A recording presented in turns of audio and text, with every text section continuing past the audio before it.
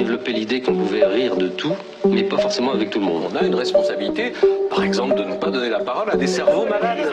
Non.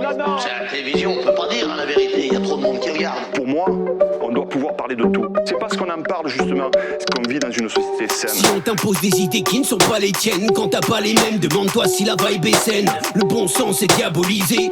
C'est quoi ce projet de merde? Faudrait se taire si ce qu'on pense n'est pas trop ce qui plaît. Y a autant de vérité qu'il y a d'individus, et si on ne peut plus s'exprimer entre nous, les liens diminuent. Tout le monde mérite d'être écouté, même les plus bêtes. Comment raisonner une personne qui doit rester muette?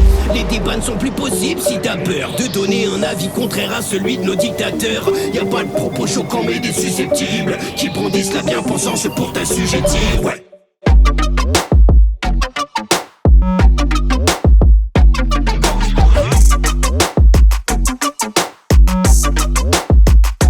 Ferme ta gueule.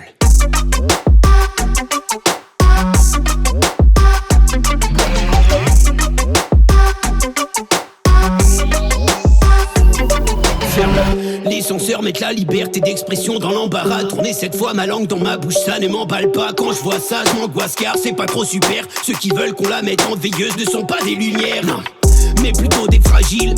Sois-en sûr, on ne va pas tuer nos mots avec la censure. Certains tirs peuvent blesser, faut encaisser les dégâts. Car si on comprime son phrase, il va rester quoi?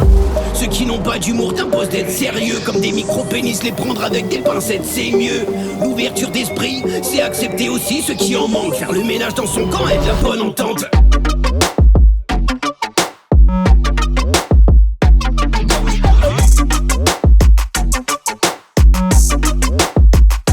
Ferme ta gueule.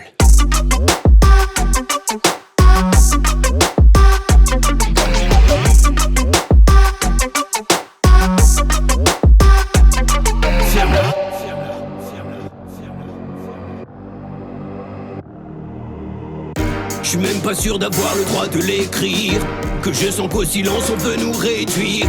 Ceux qui s'y opposent risquent de périr. Je ne pensais pas qu'il y aurait pire, mais j'ai la solution pour nous guérir, c'est pour ça que je voulais te dire.